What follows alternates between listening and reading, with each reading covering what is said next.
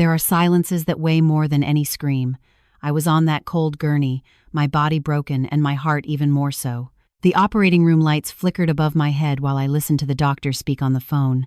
His voice was urgent, professional, almost desperate. "Mr. Mason, your mother has had a serious accident. We need your authorization for emergency surgery. It is a matter of life or death." Silence. Then my son's voice, clear, cold, as if he were rejecting a telemarketing call. "I'm at my mother-in-law's birthday party. If she dies, let me know afterwards." The doctor stood motionless. So did I. It wasn't the pain of the broken ribs that made me close my eyes. It was hearing those words come out of the mouth of the boy I carried for 9 months, whom I nursed through sleepless nights, whom I hugged every time he was afraid. "If she dies, let me know afterwards." As if I were a pending administrative task, a call that can wait, something to be resolved tomorrow. My name is Hope Castello. I am 59 years old. And that night, on that gurney, while the doctors rushed to save my life, I understood something that no mother should have to learn. Raising a son does not guarantee that he sees you as human. But there was something my son Mason didn't know, something no one in that emergency room knew, except the doctor holding my hand while they prepped me for surgery. I wasn't just an abandoned mother in a hospital, I was the owner of that hospital.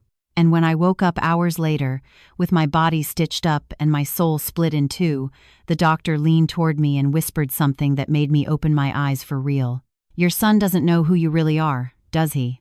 I barely smiled, because in that moment I knew everything was going to change. But to tell you how I got here, I need to go back to the beginning, to the day when everything seemed perfect, to the day I believed a mother's love could conquer all. How wrong I was. Sometimes we trust the wrong people too much. Have you also been disappointed by someone you loved? Tell me your story in the comments. I want to read it. Let me take you back to a time when my life smelled of fresh coffee and gardenias from the garden. 25 years ago, when Mason was just 5, I would wake up every morning at 6 a.m., not because I had to, but because I loved those moments of silence before the house woke up. I would sit on the back patio of our house in Greenwich, Connecticut, with my white bone china cup in my hands, watching the sun turn the wisteria climbing the stone wall into gold. My husband, Robert Bob, was still sleeping at that hour. He worked late at his corporate law firm, and I managed the family estate I inherited from my father. Dad was a doctor, a brilliant man, a visionary who founded Street Raphael's Medical Center when I was just 12. He started with 20 beds and a dream. Excellent medical care for families who wanted the best. When he died, I was 28 and had just given birth to Mason. He left me everything: the hospital, the properties, the investments. My older brother, August, received only a minor portion. Dad was clear in his will: Hope has my vision. She will know how to multiply what I built.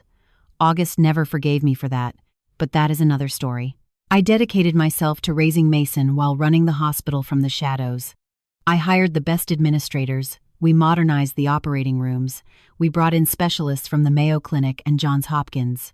A.D. Raphael's became a national reference, but no one knew I was behind it. I was Mrs.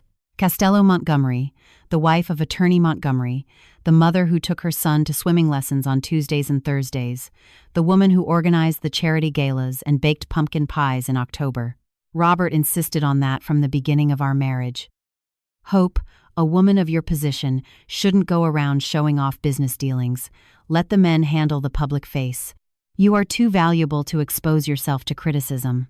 I accepted because I loved him, because I believed protecting my family was more important than any public recognition. Mason grew up surrounded by comforts he believed came from his father's work: the 4-story house, the vacations in Martha's Vineyard, the private Swiss boarding school, the Mercedes we gave him when he turned 18.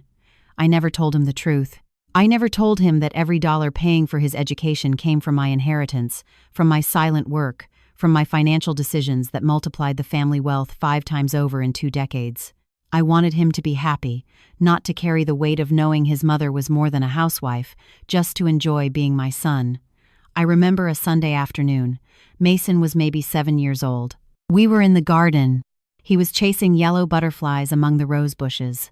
He tripped and scraped his knee. He came running to me crying, those brown eyes full of tears. I hugged him, cleaned the wound, kissed his forehead. Mom will always take care of you, my love, always. no matter what happens. He hugged me so tight I felt his heart beating against my chest. I love you, Mommy. You're the best mom in the world. I kept that moment like one keeps a jewel. I thought it would be eternal. The years passed like the seasons. Mason grew. He became a teenager, then a young adult. He studied business administration at Yale. He met Valerie when he was 23. She was pretty, I won't deny it, blonde, thin, one of those girls who knows how to smile at the exact right moment. She came from a family in Orange County, California, with money, but not as much as us. Her father owned a chain of restaurants. From day one, I felt something strange. It wasn't jealousy. It was intuition. The way Valerie looked at me when I spoke, as if she were evaluating me, as if I were an obstacle she needed to get around to reach something bigger. "Mrs. Hope, what a beautiful house you have," she told me the first time she came to dinner. Her voice was sweet, but her eyes scanned every painting, every piece of furniture, every detail, as if she were taking inventory. "Thank you, Valerie." "We have been very happy here," I replied, pouring her more iced tea. Mason was smitten. He looked at her as if she were the only woman in the world.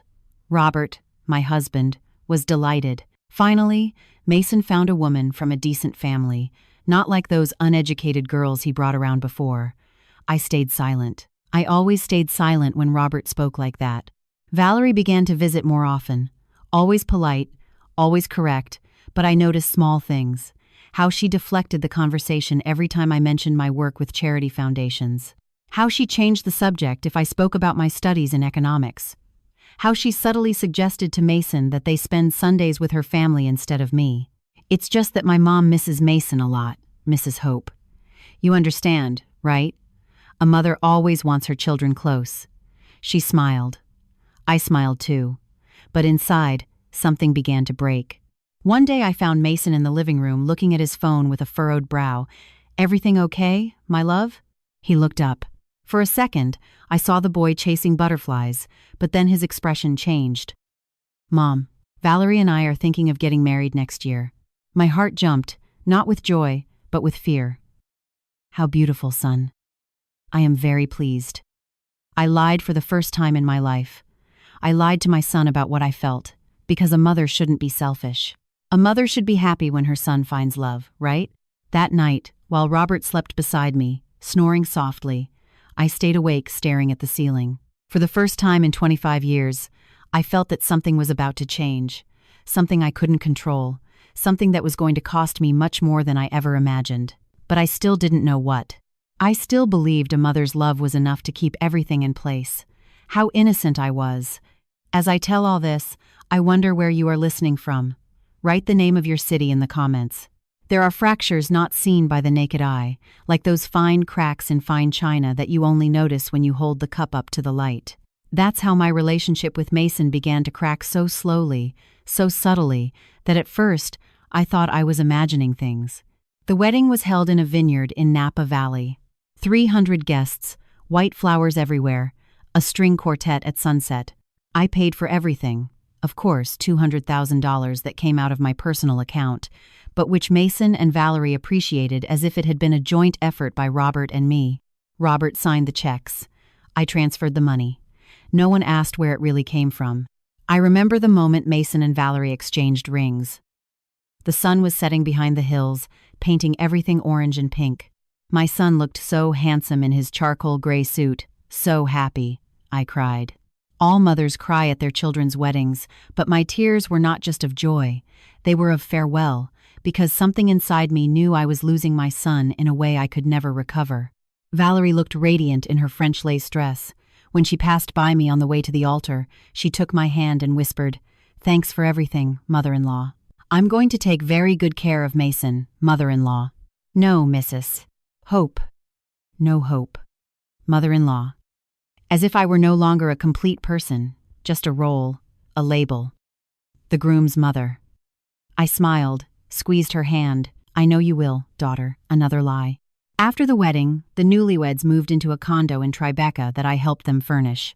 Well, helped is an understatement. I paid the down payment, I paid for the furniture, I paid for the German kitchen Valerie wanted. "We're just starting out, Mrs. Hope," Valerie explained one afternoon while we drank coffee in my living room. Mason has only been at your dad's firm for 2 years. We still don't earn enough to afford these luxuries. But you know how it is, right? We have to keep up appearances. Keep up appearances. I gave her the money without a word. The first few months after the wedding, Mason still came to visit me on Sundays. He arrived alone, without Valerie, and we had lunch together on the patio, like when he was a boy. And Valerie? I would ask him while serving him brisket. His favorite? She's with her mom. You know how women are. They need their time together. I nodded, served more green beans, but the visits became spaced out. First, it was every 2 weeks, then once a month, then only on special dates. Mom, we're just very busy with work in the new house. Mom, Valerie isn't feeling well. I think she ate something that disagreed with her. Mom, we have a dinner with Val's parents. You know, we have to strengthen family ties. Every excuse was reasonable. Every justification made sense. But the void grew. One Thursday afternoon, I decided to visit them unannounced. I was carrying a container of brisket I had prepared especially for Mason. I knew it was his comfort food. I rang the doorbell of their apartment 3 times. I heard footsteps inside, voices, laughter. Valerie opened the door. Her smile froze when she saw me. Mrs. Hope, what a surprise. She didn't say, what a pleasure, or what a joy. She said, what a surprise, with the same tone you would use if you found a cockroach in your kitchen. Hello, daughter. I was passing by and brought you some brisket. I know Mason loves it. She stood in the doorway without inviting me in. Oh, Mrs. Hope, what a shame. Right now we have guests. Mason's parents. Well, my parents are here having dinner with us. Mason's parents. I was Mason's mother, but she referred to her own parents as Mason's parents, as if they were the real family, as if I were a stranger. I understand, I said, extending the container. Just give this to Mason.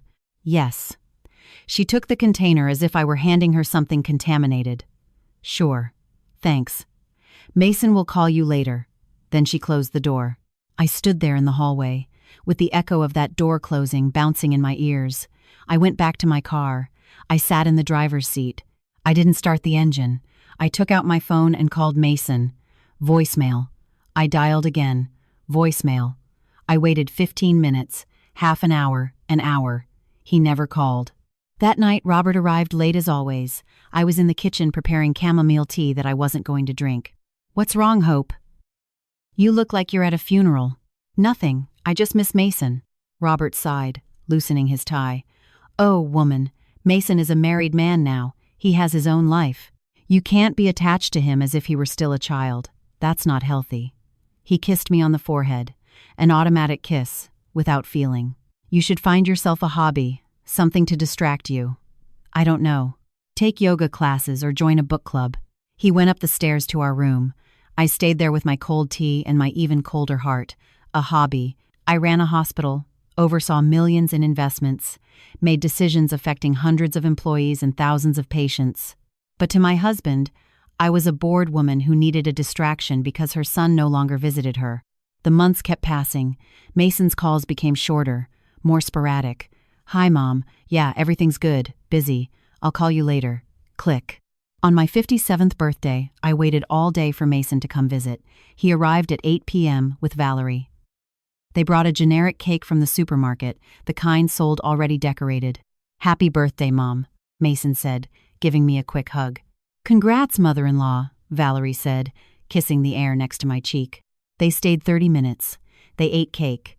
Valerie checked her phone 3 times. Oh, honey, we're running late. We agreed to have dinner with my parents at 9. Mason looked at his watch.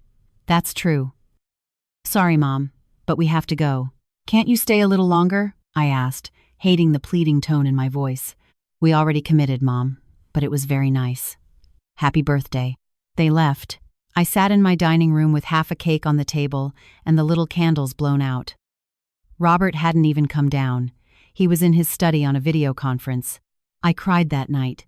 I cried like I hadn't cried since my father died, because I understood something terrible. I had raised a son for the world, and the world was taking him from me little by little, visit by visit, excuse after excuse, and I didn't know how to stop it. 2 months later, Valerie announced she was pregnant. I should have been happy. I was going to be a grandmother.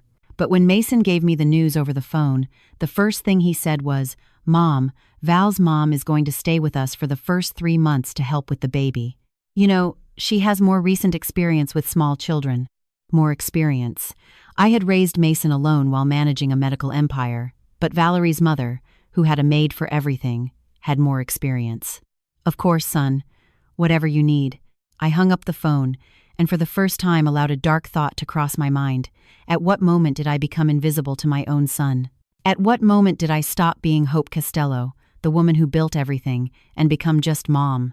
A mom who is in the way, who is extra, who needs to find a hobby. I didn't know it then, but I was about to find out in the cruelest way possible, because invisible cracks, when they finally break, destroy everything. There are things a mother prefers not to see, like when your 3-year-old hides a broken toy behind the sofa and you pretend not to have noticed because you want to believe it was an accident, not a lie. That's how I started living, pretending not to notice. When my grandson James was born, I was in the waiting room of Street Raphael's Medical Center, my own hospital, though Mason didn't know it. Ironic, isn't it?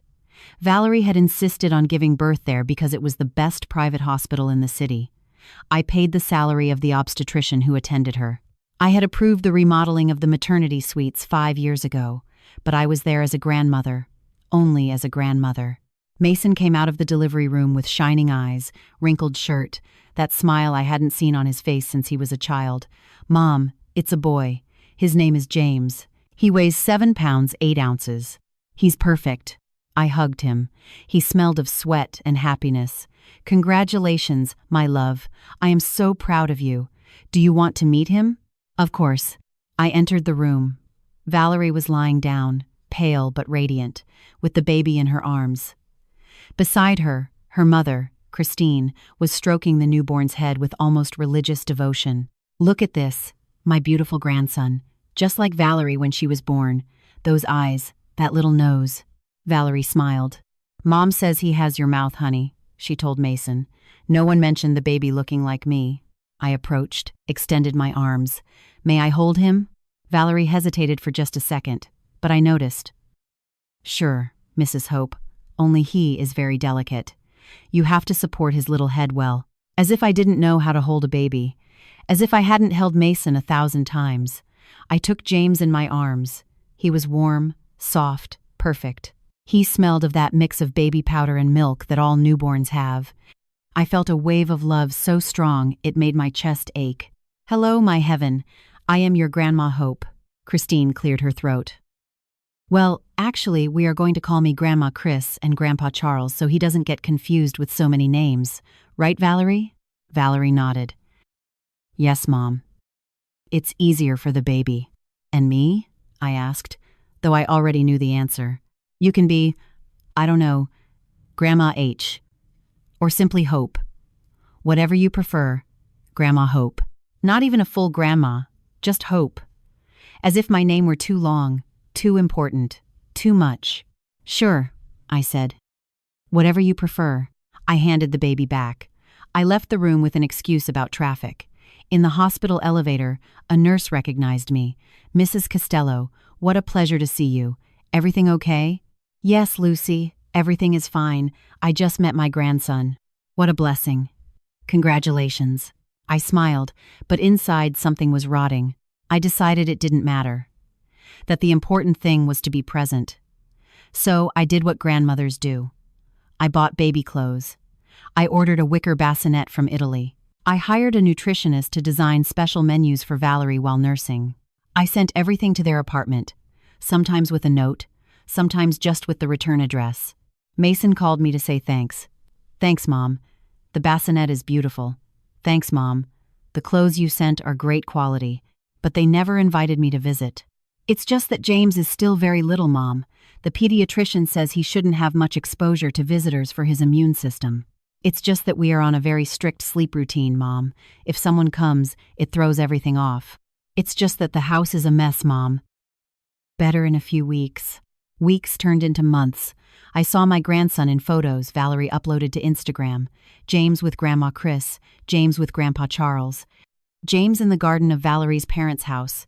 I didn't appear in any photo. One afternoon I couldn't take it anymore. I bought a carrot cake from the bakery Mason liked and showed up at their apartment. I rang the bell.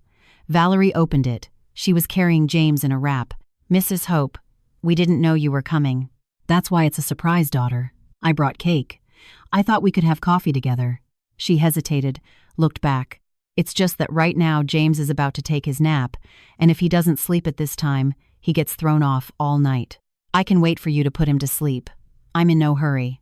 "Oh, Mrs. Hope, it's just that afterwards I have to prepare dinner and then my mom is coming to help me bathe the baby."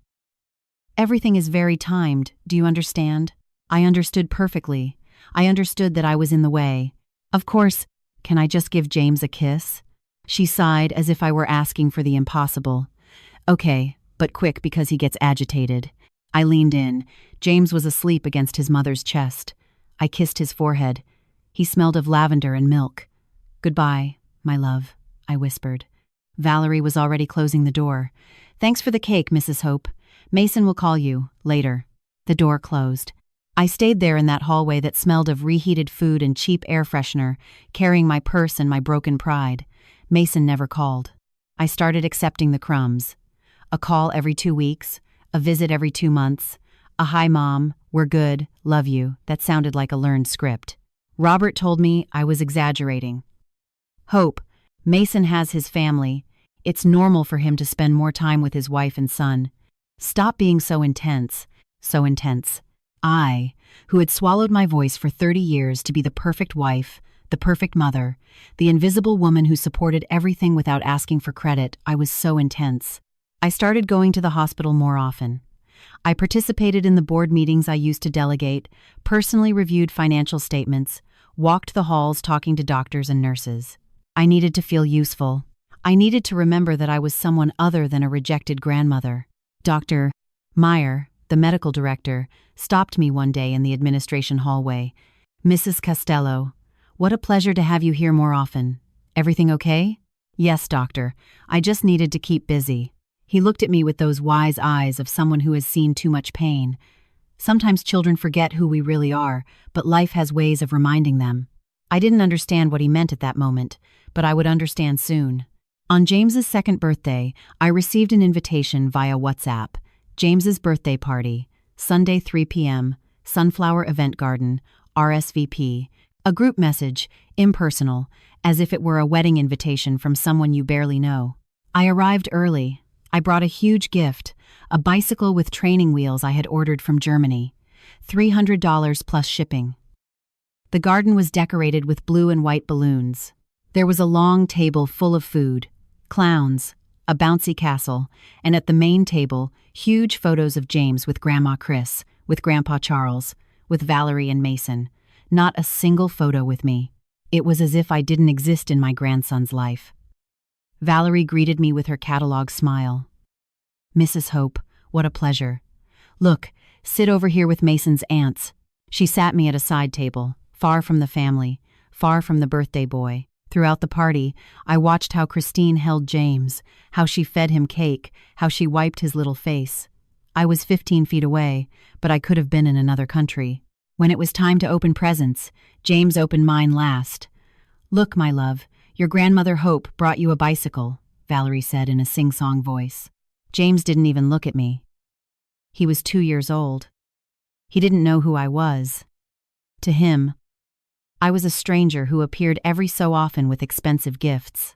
That night, in my empty house, I sat on the patio where I used to drink coffee 25 years ago. The gardenias didn't smell the same anymore, or maybe it was me who had changed. I took out my phone, dialed Mason. It rang 5 times. Voicemail. I dialed again. Voicemail. A 3rd time. Finally, he answered. "Mom, what's up? It's super late. It was 9 p.m.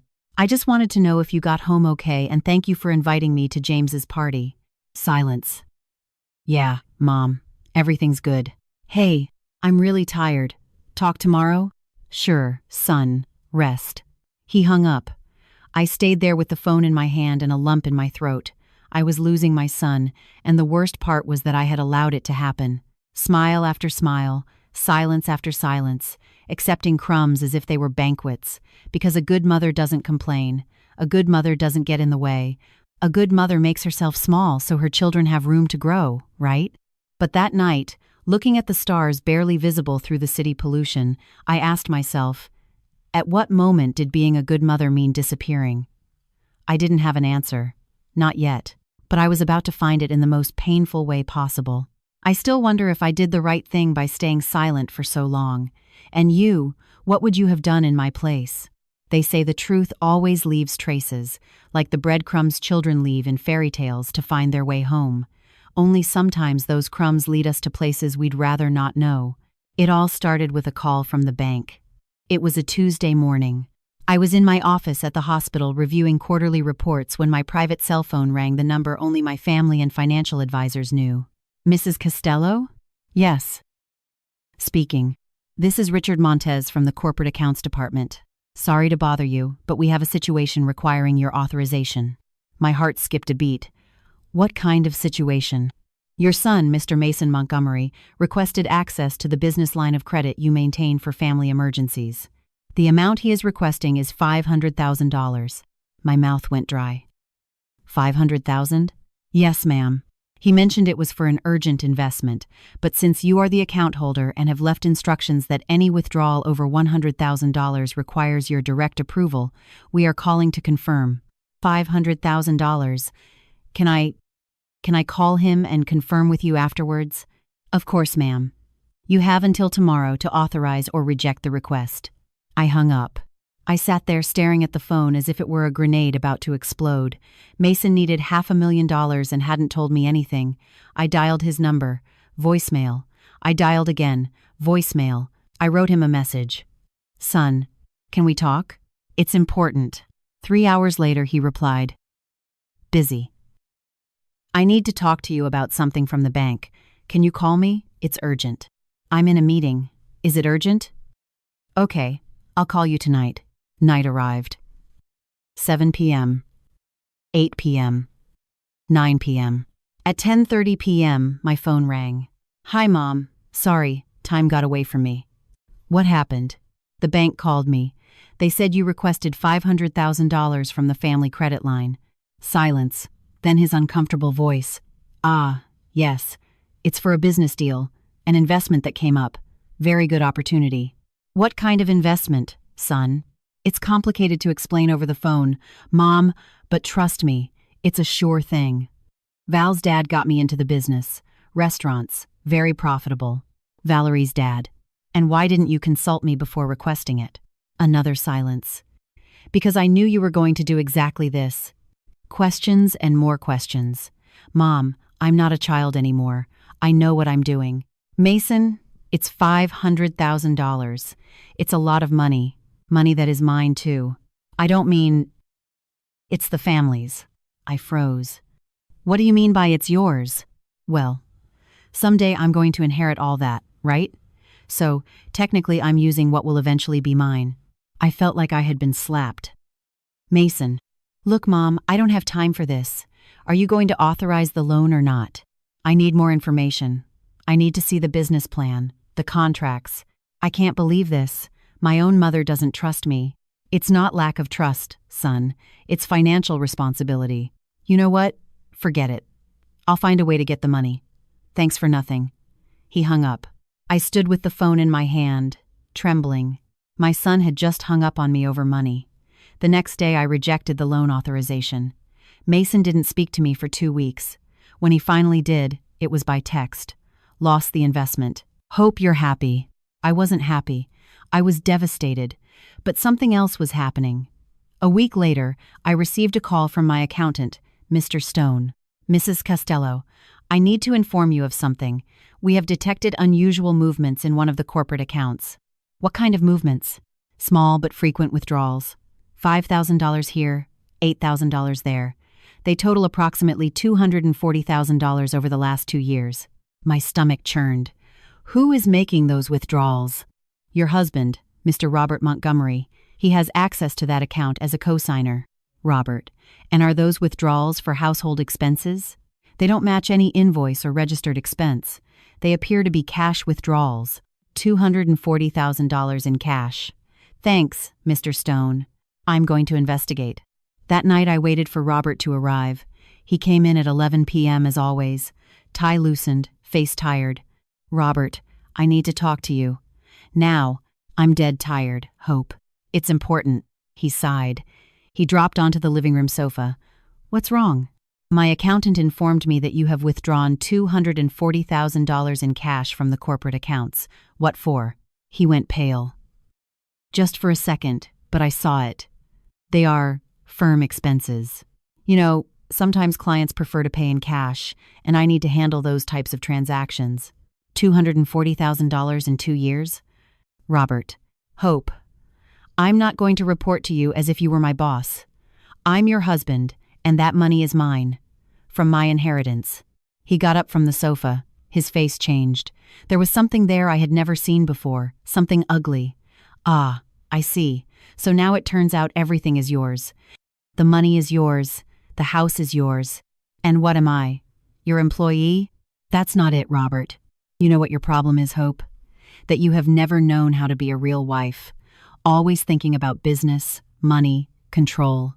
That's why Mason is the way he is. What do you mean by that? That you suffocated him so much when he was a child that now he wants to be as far away from you as possible. And I don't blame him. The words pierced me like bullets. Robert, I'm going to sleep and I don't want to keep talking about this. He went up the stairs to our room.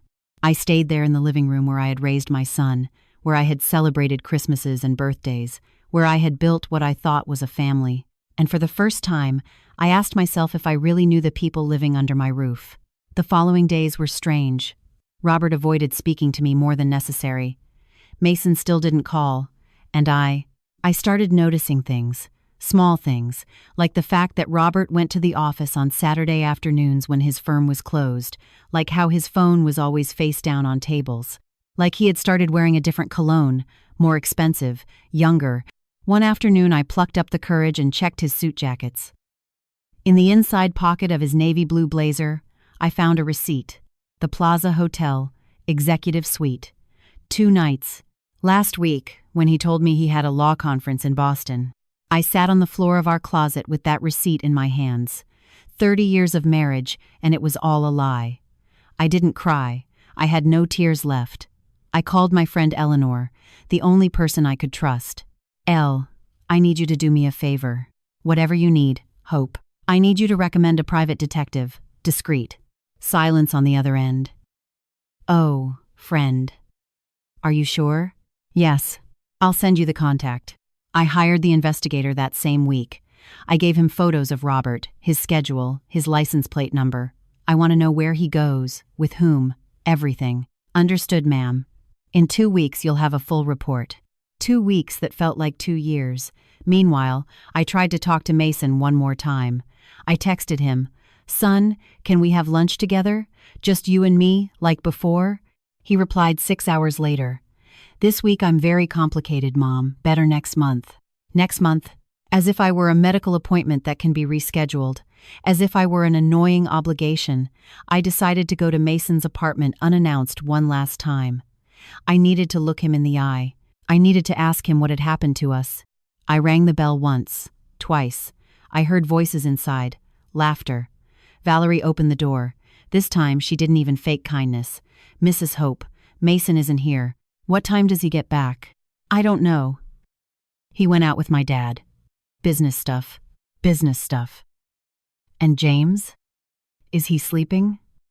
Can I just peek in to see him sleep?" "Just a moment." Valerie sighed, as if I were asking for a kidney. "Ma'am, with all due respect, I think we need to set boundaries." My blood ran cold. "Boundaries?" "Yes. You come over unannounced a lot. You call at all hours. Mason and I feel that, well, that you are being a little invasive." "Invasive? Me?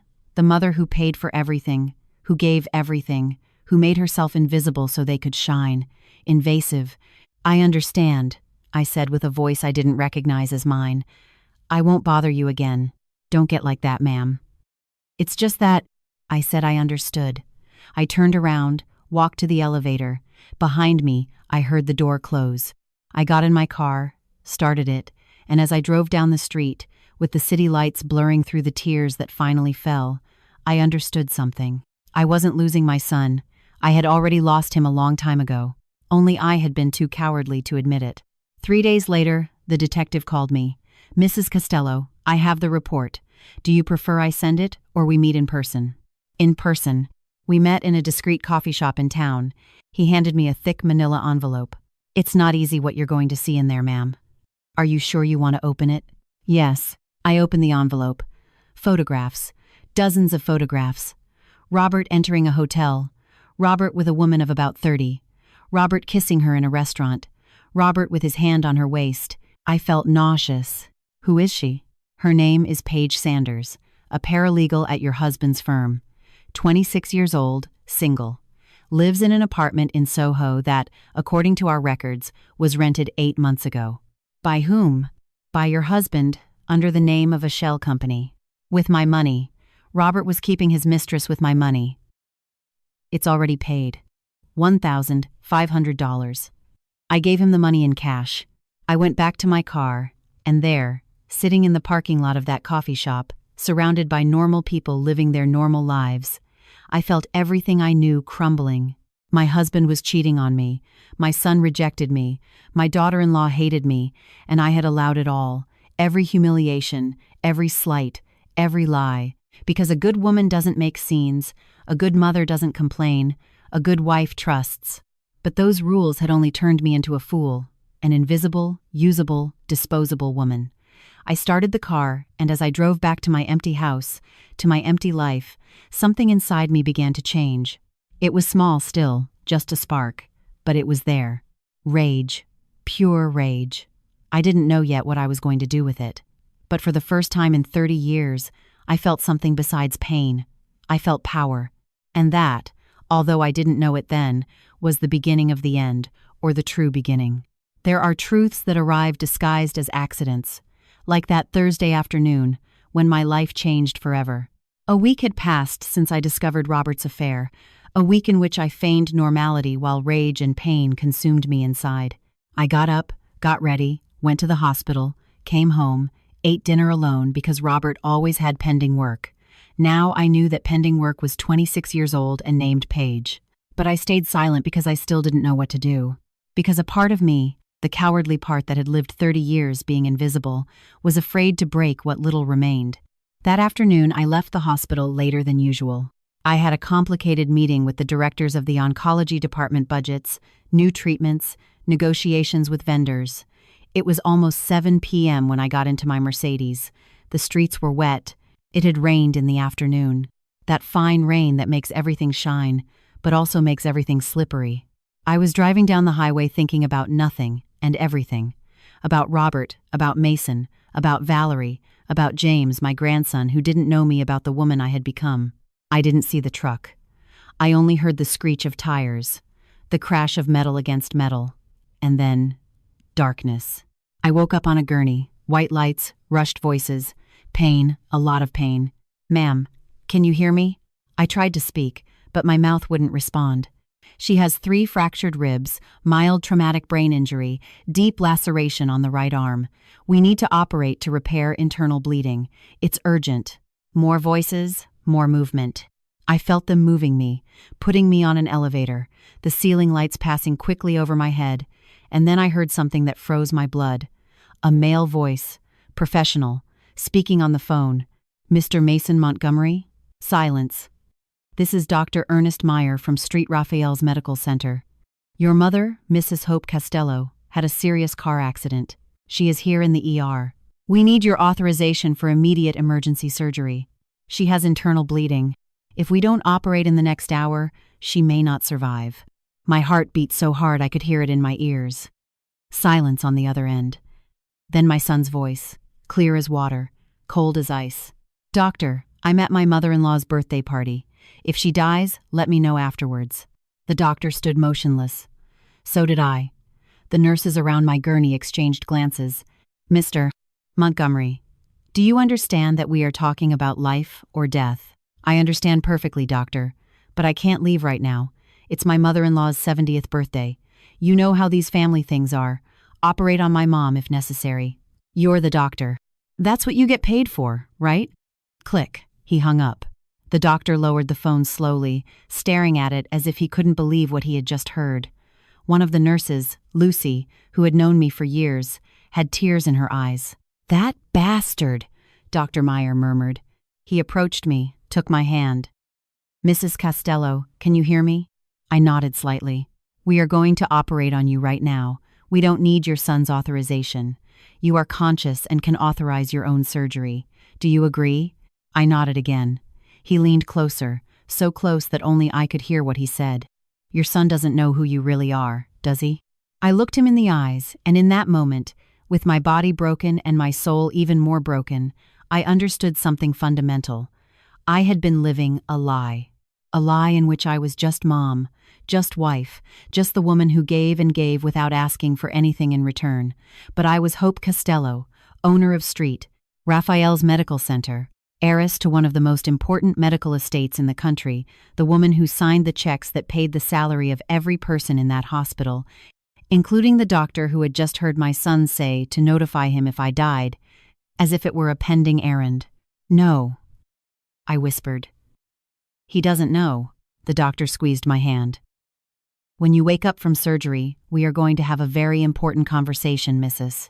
Castello, because I think it's time your family knew who you are." They took me to surgery.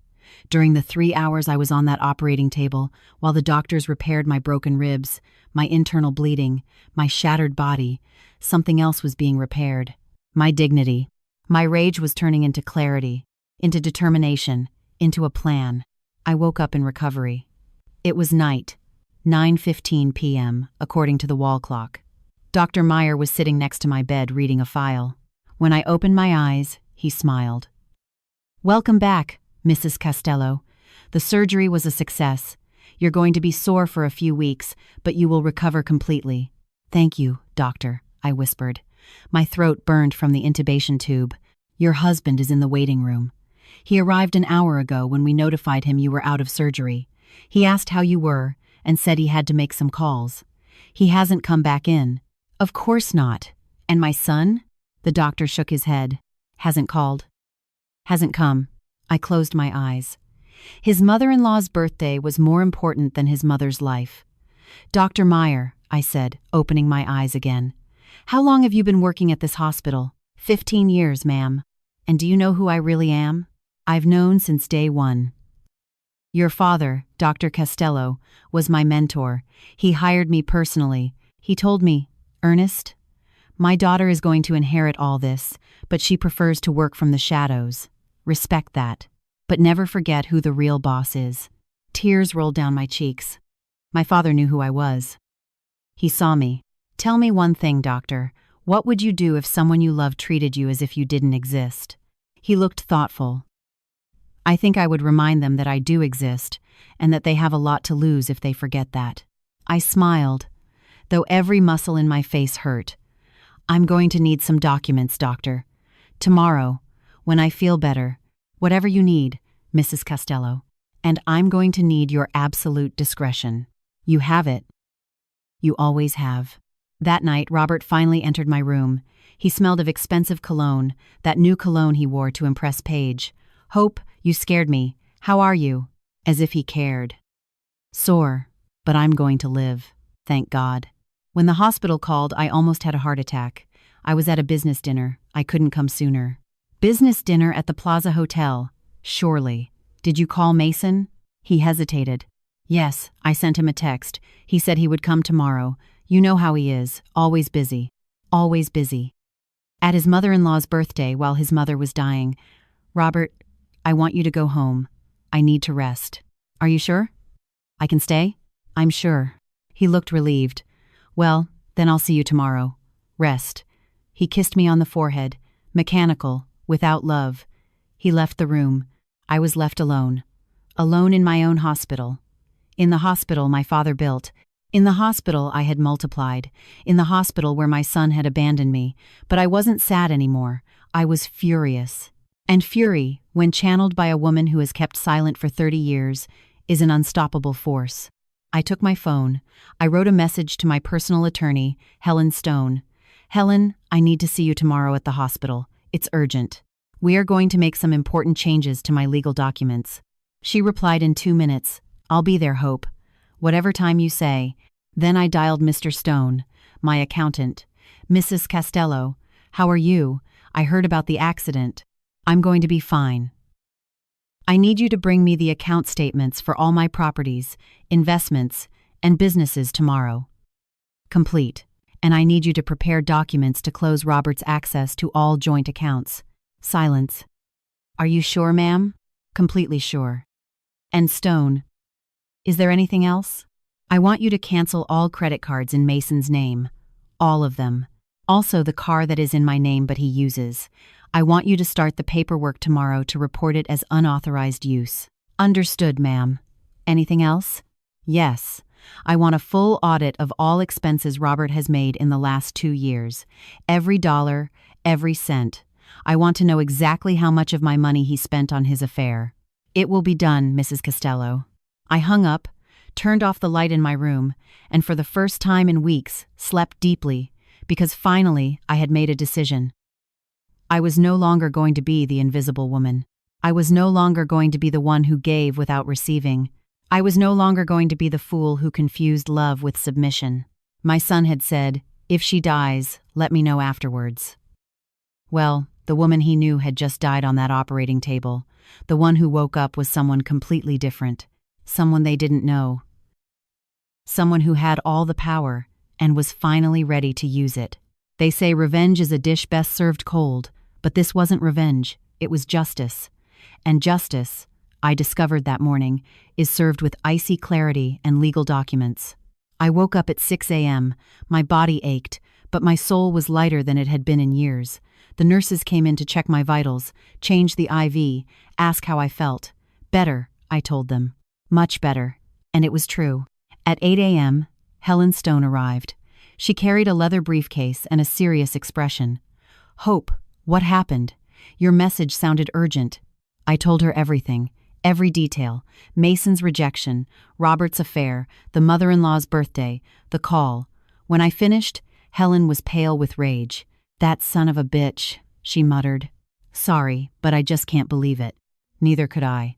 But the time for disbelief is over. Now I need to act. Helen took out her laptop. "Tell me what you need." "First, I want to remove Robert from all my accounts. All of them. So he can't touch a single dollar of my estate. Done. Since you are the primary holder of everything, it's a matter of signing some documents and updating with the banks. Second, I want to modify my will. Mason was the sole heir. I want to change that." Helen looked at me cautiously. "Are you sure?" "He is your only son." "I am completely sure. I'm not going to disinherit him completely. He is still my son. But I am going to change the terms. I will establish a trust. He will receive a decent monthly allowance, but nothing more. Control of the hospital, the properties, the investments that goes elsewhere. Where? To a foundation I am going to create for women who have been made invisible, who have given everything and received nothing, who need legal, medical, and financial support to rebuild their lives." Helen smiled with tears in her eyes. "Your father would be proud." "I hope so." We worked for 2 hours. I signed documents, authorized changes, restructured my entire life with the stroke of a pen. At 10 a.m., Mr. Stone arrived with more papers. "Mrs. Castello, here is everything. Your husband's expense report is revealing." He handed me a thick folder.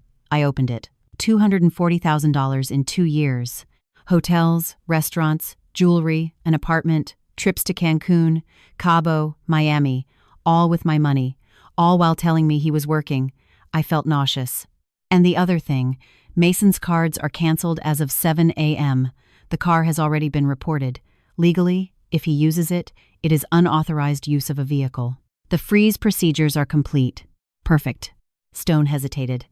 "Ma'am, are you sure about this?" "Your son is going to. Going to what, Stone? Going to stop talking to me? He already doesn't talk to me. Going to distance himself? He is already distant. Going to think I'm a bad mother? He preferred his mother-in-law's birthday to his mother's life. He already thinks the worst of me." He remained silent. "I have nothing left to lose," I continued. "But I do have a lot to recover, starting with my dignity." At 11 a.m., Robert arrived. He brought flowers, a bouquet of white roses he probably bought at the corner stand. "Good morning, my love. How did you wake up?" "Fine. Sit down, Robert. We need to talk." He sat in the chair next to my bed, left the flowers on the table.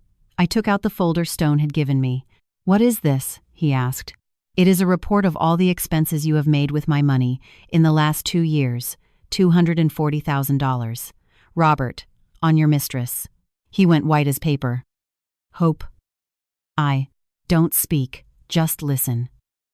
I opened the folder, took out the photos the detective had given me, put them on the sheet. One by one. Robert at the hotel, Robert kissing Paige, Robert with his hand on her waist, Robert entering the apartment he rented. "Hope, please, let me explain." "Explain what?" "That you have been cheating on me with your paralegal? That you paid for an apartment with my inheritance?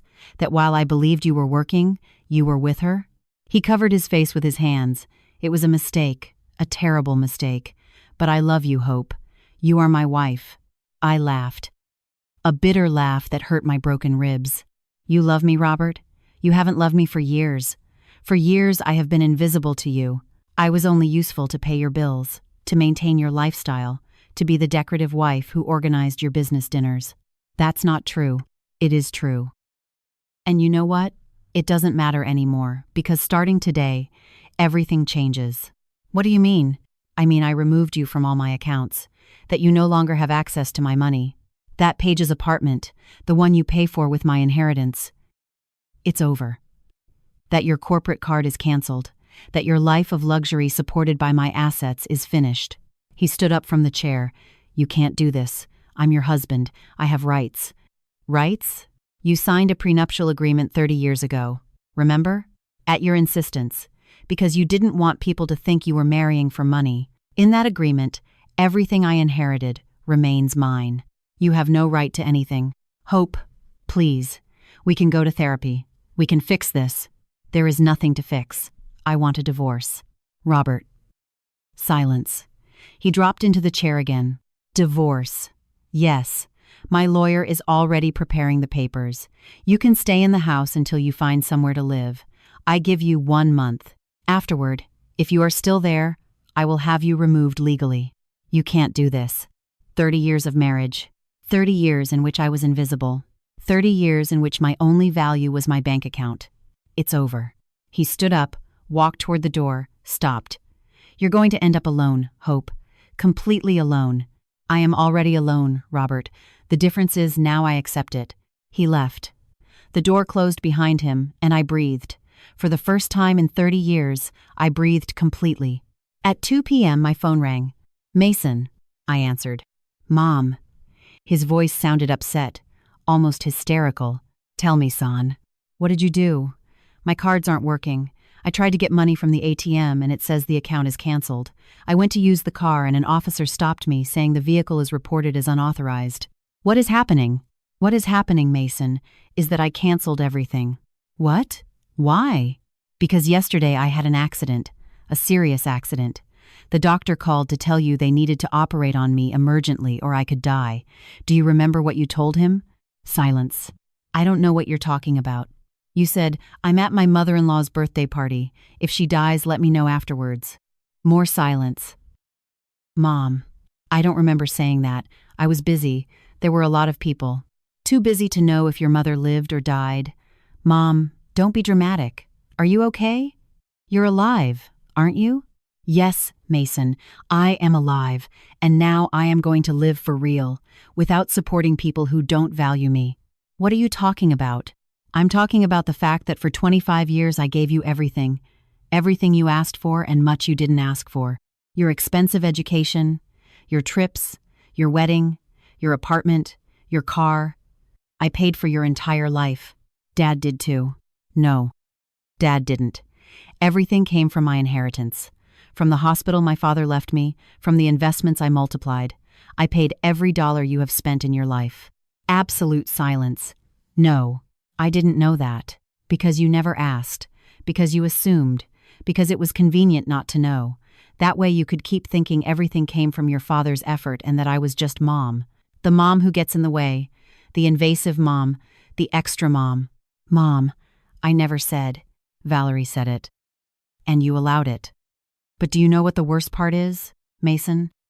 It's not that you rejected me. It's that you didn't even care to know if I was alive or dead." I heard his ragged breathing. "So, what? Are you going to punish me by taking away the money?" "It's not a punishment, it's a consequence. You are a 32-year-old adult man. It is time you support yourself. I have a son, Mom. I have responsibilities. And I also had responsibilities when I raised you alone while managing an empire. Somehow I managed. I am sure you can too. This is unbelievable. My own mother. Your own mother loved you more than you loved her. And she got tired." I hung up. My hands were shaking, but not from fear, from liberation. 10 minutes later, Valerie called me. I didn't answer. She left me a voicemail. "Mrs. Hope, I don't know what Mason told you, but you can't do this. We counted on that money, on the car. James has expenses. How do you expect us to live?" I deleted the message without finishing listening to it. That night, alone in my hospital room, I got a message from an unknown number. "Mrs. Castello. This is Paige Sanders. Robert told me you found out about us. I just want you to know I truly love him." It wasn't for money. I replied, "Good, because the money is gone. Now you can love him for who he really is. A 62-year-old man without a penny in his pocket. Good luck." I blocked the number. The following days were strange. Robert didn't come back to the hospital. He sent his secretary to pick up his things from the house. Mason called me 3 more times. I didn't answer any. Valerie sent me message. I ignored them all. Dr. Meyer came to see me twice a day. "How do you feel, Mrs. Castello?" "Sore, but better every day." "I mean, how do you feel here?" he said, pointing to his chest. "Light," I replied. "For the first time in years, I feel light." He smiled. "Your father would be very proud of you." "I hope so. It took an accident and a son who abandoned me. But yes, I finally remembered." We drank coffee in comfortable silence. "And the foundation?" he asked. "It's moving. The Hope Castello Foundation for Invisible Women. We will offer legal, medical, and financial support to women who have given everything and received nothing. Operations begin next month." "It is beautiful, ma'am. It is necessary. There are too many women like me, too many who believe love means disappearing, that being a good mother or good wife means having no voice. I want to help them find it." He looked at me with something that looked like admiration. "Can I ask you something personal?" "Go ahead. Do you miss your son?" The question hurt, as it would always hurt. Every day, every damn day. But I missed the son I thought I had, the boy who hugged me, the young man who called to tell me his dreams. I don't miss the man he became. That man doesn't know me and I don't know him. Do you think you can ever reconcile? I don't know. Maybe if one day he understands what he did. If one day he sees me as a person and not as a resource. But I am not going to beg for that reconciliation. I am not going to sacrifice my dignity for crumbs of affection. You are very brave. It's not bravery, doctor, it's survival. Finally, I learned I can survive without them, but I cannot survive without myself. That night, alone in my remodeled house, I sat on the patio with a glass of red wine.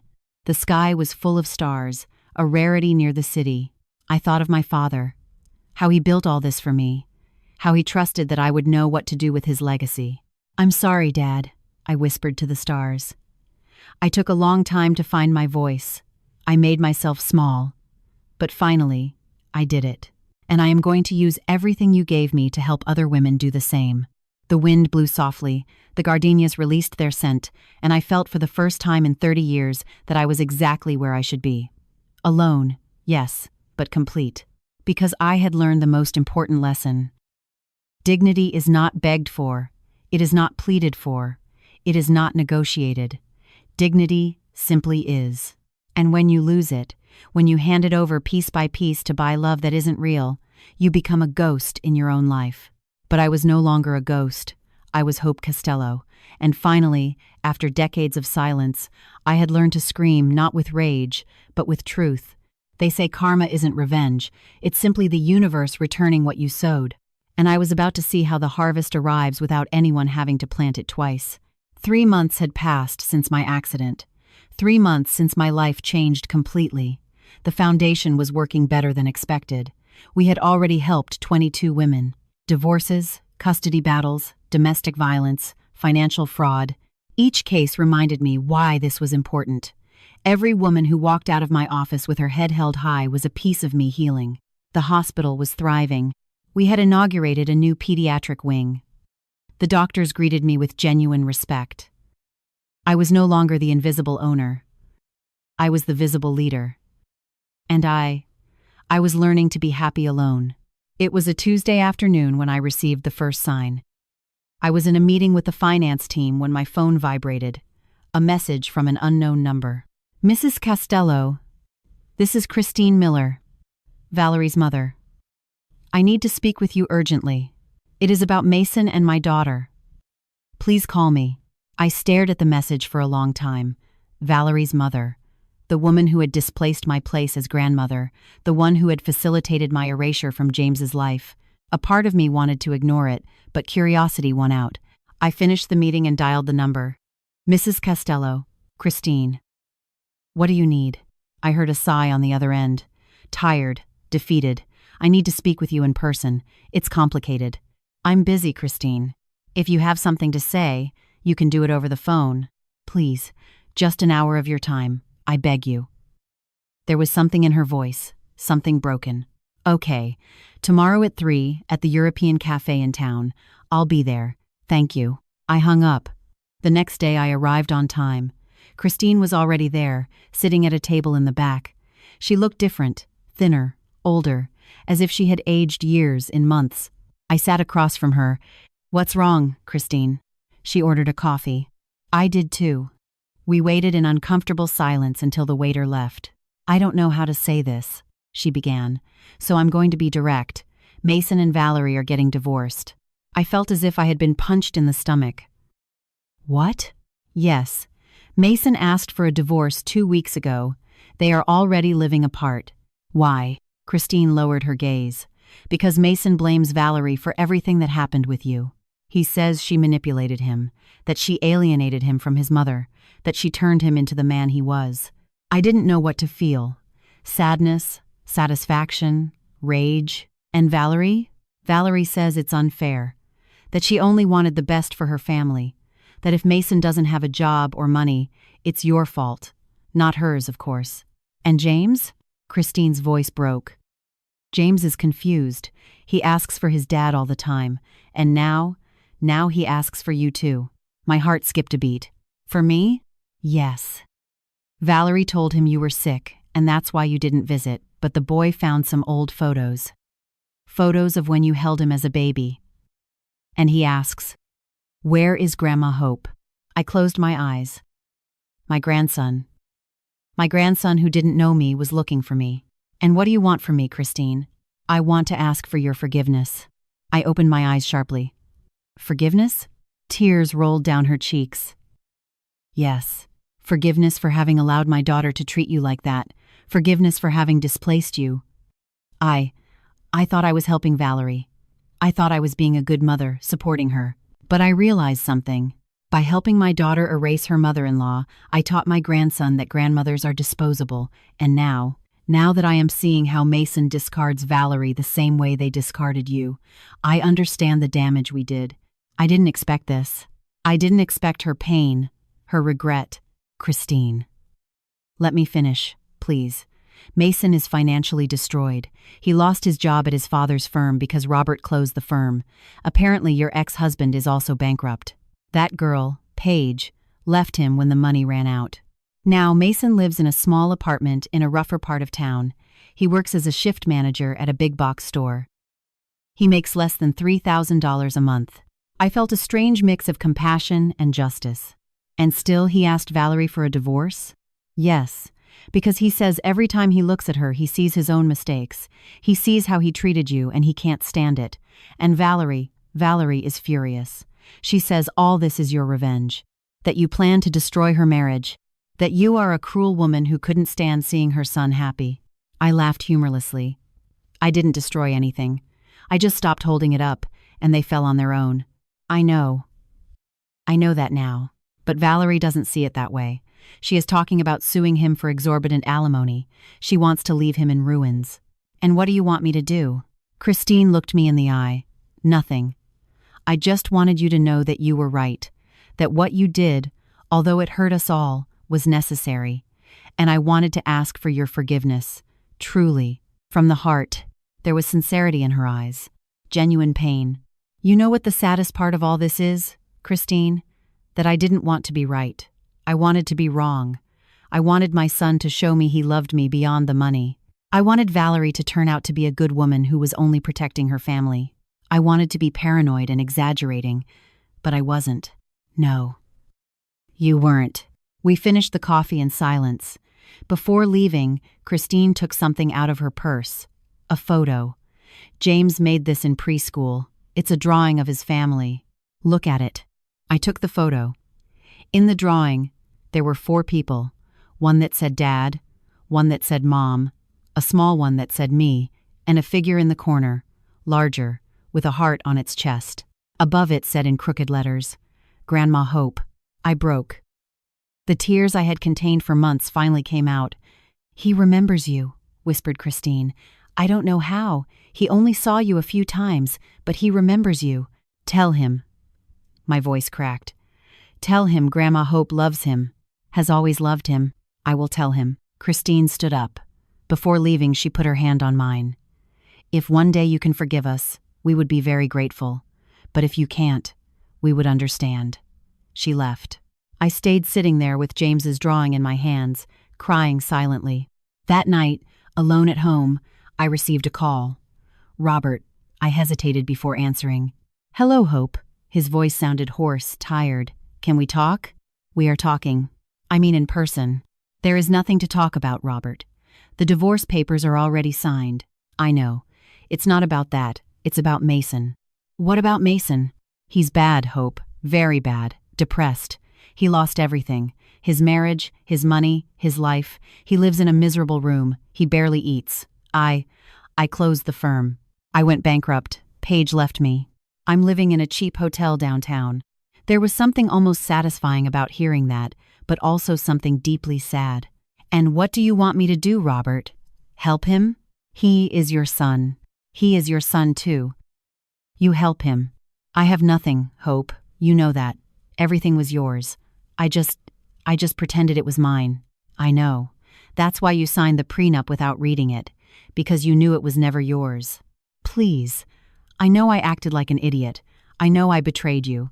But Mason doesn't deserve this. Doesn't deserve what? The consequences of his own decisions? Hope.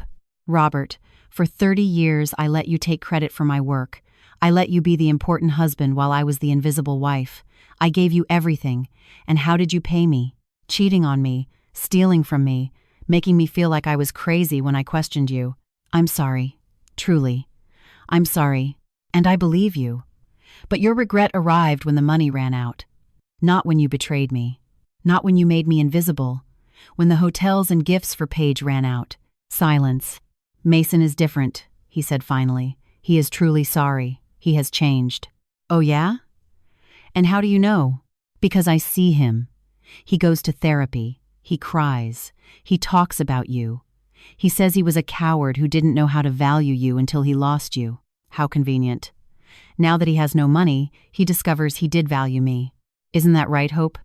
Talk to him. Just once. Please. No. Why not? Because I'm not ready yet. Because it still hurts too much. And because I'm not going to allow my pain to be negotiable. So, what? You leave him to suffer? I don't leave him to suffer. He chose his path. I just stopped rescuing him. I hung up. But Robert's words stayed with me. Was Mason really sorry, or just scared of his new reality? A week later, I received an envelope. Inside was a handwritten letter, handwriting I recognized immediately. Mason's. Mom, I know I don't deserve for you to read this. I know I don't deserve your forgiveness. But I need you to know some things. You were right about everything. I was a bad son. A selfish, manipulatable, cowardly son. I let Valerie erase you from my life because it was easier than facing her. I let them treat you as invisible because that way I didn't have to see my own mediocrity. When the doctor called me that night, I did know it was serious. I did understand you could die, but I was so angry with you for denying me the loan, so sunk in my own resentment, that I preferred to ignore it. I thought, she's fine. She's always fine. It can wait. I will never forgive myself for thinking that. Now I understand what it feels like to be abandoned. Valerie left me as soon as she saw I had no money. My friends disappeared. Dad is broke and bitter. I am alone. And in this solitude, finally I see you. I see everything you did, everything you gave, everything you sacrificed. I see the woman who raised me alone while managing an empire, the woman who paid every dollar of my life and never asked for credit, the woman who loved me unconditionally even though I didn't deserve that love. I work in a store now. I stock shelves, help customers. I make $2,800 a month. I live in a 300 square foot apartment. I eat beans and rice almost every day. And you know what? It's the best thing that could have happened to me. Because finally I understand what it is to earn a living. What it is to make an effort. What it is to value every dollar. And I understand with a clarity that hurts my soul what I did to you. I don't ask you to forgive me. I don't ask for money. I don't ask you to fix my life. I just ask that you know I regret it. That I love you. That finally I understood who you are. And that if one day, at some point in your life, you feel you can give me another chance to be your son for real, I will be here waiting. Like you waited for me for years. I love you, Mom. Even if I don't deserve to say it. Mason. I read the letter 3 times. I cried all 3 times. Because a mother never stops loving her son, not even when that son destroys her. But love now came with something new. Boundaries. Dignity. Clarity. I wasn't going to run to rescue him. I wasn't going to open my wallet and solve his problems. But I wasn't going to close the door forever either, because karma had already done its work. Mason was living exactly what he made me live: abandonment, loneliness, invisibility. And in that dark mirror, finally, he saw himself. The question now was, could I forgive? Could I rebuild a relationship with my son? I didn't know, not yet. But for the first time in months, I was willing to consider it. Not for him, for me. Because forgiveness is not for the one who hurt you. It is for the one who was hurt. And I deserve to be free. Even from my own pain. There are lessons only learned when the heart is broken enough to let the light in. 6 months have passed since that letter from Mason. 6 months in which I haven't responded, in which I have lived with myself, in which I have learned to breathe without the weight of resentment. I am sitting on my patio, in this place where it all began so many years ago. The hydrangeas are in full bloom.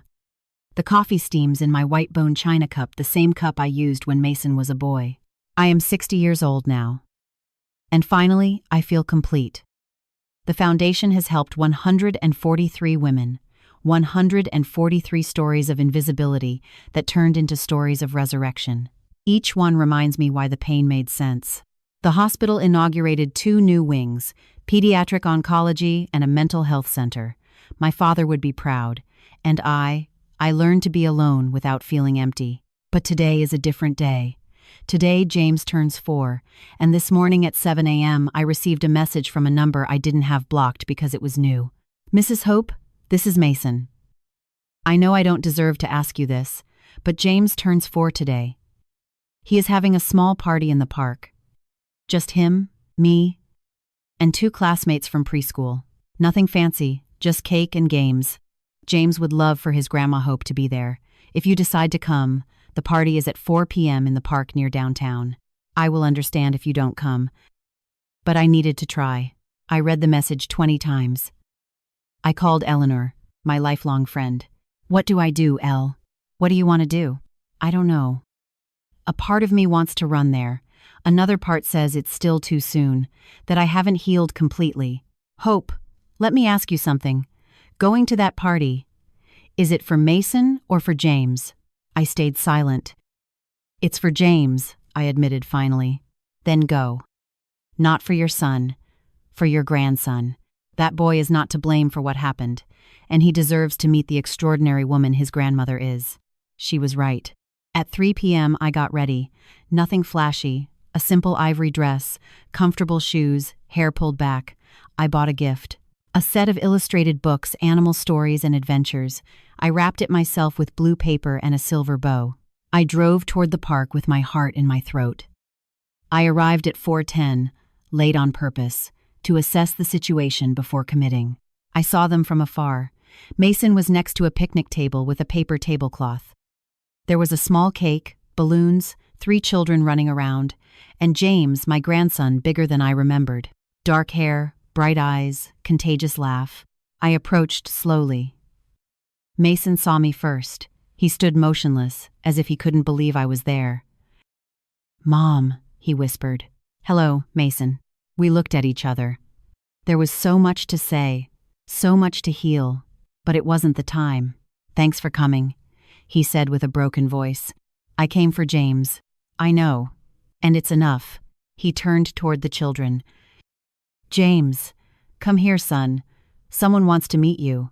The boy ran toward us. He had chocolate on his face and a huge smile. "Who is she, Daddy?" Mason knelt beside him. "Remember that drawing you made? The one of Grandma Hope?" James's eyes lit up. "Yes, she is your Grandma Hope." James looked at me. Without fear, without strangeness, with pure curiosity. "Really?" I knelt too, ignoring the pain in my knees. "Really, my heaven." "Happy birthday." I handed him the gift. He took it with small hands. He opened it with the typical excitement of a 4-year-old. "Books! I love books." "Yes? Yes. My daddy reads to me every night. Would you read to me too?" My heart broke and put itself back together at the same time. "I would love to read to you, my love." James hugged me. Just like that. Without really knowing me, without history between us. Just with that capacity, children have to love without conditions. I hugged him back. He smelled of baby shampoo and cake. "I missed you, Grandma," he whispered against my shoulder. I don't know how he could miss me if he barely knew me, but children have a wisdom that adults lose. "I missed you too, my heaven." We spent the afternoon together. We played, ate cake, sang happy birthday. Mason stayed on the sidelines, respectful, silent. Every so often our gazes met. There was regret in his eyes, but also hope. When the party ended and the other children left with their parents, James took my hand. "Are you coming to my house, Grandma? I have lots of toys to show you." I looked at Mason. He nodded slightly. "I live near here, in a small apartment. It's not it's not fancy. But it's my home. I would like to see it." We walked the 3 of us together, James in the middle, holding our hands. The apartment was exactly as he had described. Small, maybe 400 square feet, clean but modest. Basic furniture, white walls. But there was something there that was never in the big house in Greenwich. Warmth. There were drawings by James on the refrigerator, photos of the 2 of them on the wall, books piled next to the sofa. "It's not much," Mason said. "But it's honest. Everything you see here I paid for with my work." "It's beautiful," I said. And I meant it. James dragged me to his room. A small room with a twin bed, toys organized in boxes, and more drawings on the walls. "Look, Grandma, this is you." He pointed to a drawing on the wall. A large figure with brown hair and a huge heart on the chest. "Me?" "Yes. Daddy showed me photos of you and I drew you because Daddy says you are the strongest woman he knows." The tears came without permission. "Your daddy said that?" "Yes. He says he made very big mistakes with you and that he is trying to be a better daddy for me so that I never make the same mistakes with him." I left the room. Mason was in the kitchen making coffee. "Sit down, Mom, please." I sat on the small sofa. Mason brought 2 cups of coffee. "Then don't start. Just answer one question, whatever it is. Did you really change? Or are you just scared of being alone?" He remained silent for a long moment. "Both," he admitted finally. "I'm scared of being alone. I'm scared that James will grow up and treat me like I treated you. I'm scared of repeating your mistakes and mine. But I also changed for real. Because finally I understood the cost of everything. The cost of effort. The cost of money. The cost of love that is given without being valued. And Valerie remarried a businessman from Texas. Someone with money. She asked me to give up joint custody of James because her new husband doesn't want another man's children in his life. And what did you say?" I said no. That James is my son and I am going to raise him even if I have to work 3 jobs. We are in court. My lawyer says I have good chances of winning full custody because she is basically abandoning him. "Your lawyer?" "I got her through your foundation. One of the women you helped recommended me to a lawyer who works with men in difficult custody situations. It's not free, but it's affordable. I'm paying in installments. My foundation. The circle was closing in ways I never imagined. Mom, Mason continued, I don't expect you to forgive me tomorrow, nor next month, not even next year. But if you give me the chance, I am going to spend the rest of my life showing you that I learned, that I changed, that finally I understood. And if you can never forgive me completely, then I will live with that, because it is what I deserve. I looked at him, really looked at him. He was no longer the arrogant man who asked for $500,000 as if it were his right. He was no longer the son who preferred a birthday to his mother's life. He was a broken man who was rebuilding himself. I can't promise you that we will go back to being what we were, I said finally. I don't want us to be what we were, because what we were was broken. I want us to build something new, something real, something based on respect, not money. James came running out of his room with a book. Grandma, will you read me this one? I looked at the book. The Little Prince. My favorite when I was a child. Of course, my love. James curled up next to me on the sofa. Mason sat on the other side. And there, in that small apartment, on that worn sofa, with my grandson in my arms and my son beside me, I read. What is essential is invisible to the eye, I read aloud. And for the first time I understood that phrase completely. What was essential was not the money I gave. It was not the big house or the expensive gifts. It was love, real love. The kind that is given with boundaries. The kind that is received with gratitude. The kind that is honored with actions, not just words. When I finished reading, James was already asleep in my arms. Let me put him to bed, Mason said. He carried him with a tenderness that reminded me of when he was a baby.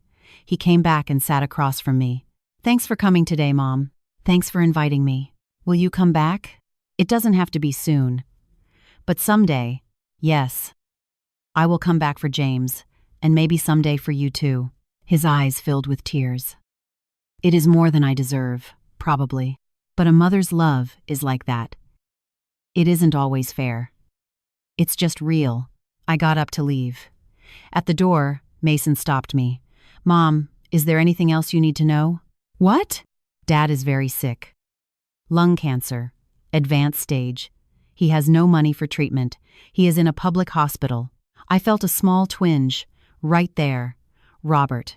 The man who betrayed me. Who stole from me. Who made me invisible.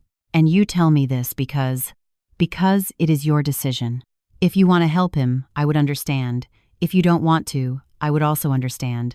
I just thought you should know. I'm going to think about it, I said. Because forgiveness is complicated. It's not a switch you turn on and off. It is a long, painful, but liberating road. I drove back home with a lighter heart. Not because everything was resolved, but because finally I understood something fundamental. Justice is not revenge. Karma is not cruelty. And forgiveness is not weakness. They are simply different ways of letting go of the weight, of allowing life to take its course. That night, alone on my patio, I wrote in my journal, if my story helps a single woman open her eyes, it will have been worth it. If my pain teaches a mother not to disappear for her children, it will have made sense. If my broken silence gives a voice to the invisible, then all the suffering was necessary. Because I learned that true love is not what is given without limits. It is what is given with dignity, what is received with respect, what is honored with real actions. And although I lost years being invisible, finally I found myself, Hope Castello, 60 years old, mother, grandmother, businesswoman, philanthropist, but above all, woman, complete, visible, free. And if I can forgive someday, it will be because I decided to, not because they asked me, not because they deserve it, but because I deserve to be free from the chain of resentment. This is my story. The story I kept for too long, but finally had the courage to tell. Not to destroy anyone, but to save myself. And maybe, just maybe, to save other women who are where I was. Invisible, silenced, forgotten. Know this. You too can resurrect. You too can reclaim your space. You too deserve to be seen. And when you finally decide to do it, you will discover that dignity weighs much less than silence. And that the truth, although it hurts, always liberates. Always. God bless you, and may you have the courage it took me 60 years to find. Until next time, thanks for listening to the end.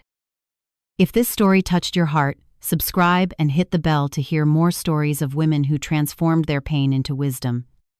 Every day, a woman, a life lesson. Share this story with someone you love. Sometimes a story like this can change a whole day. God bless you and see you next time.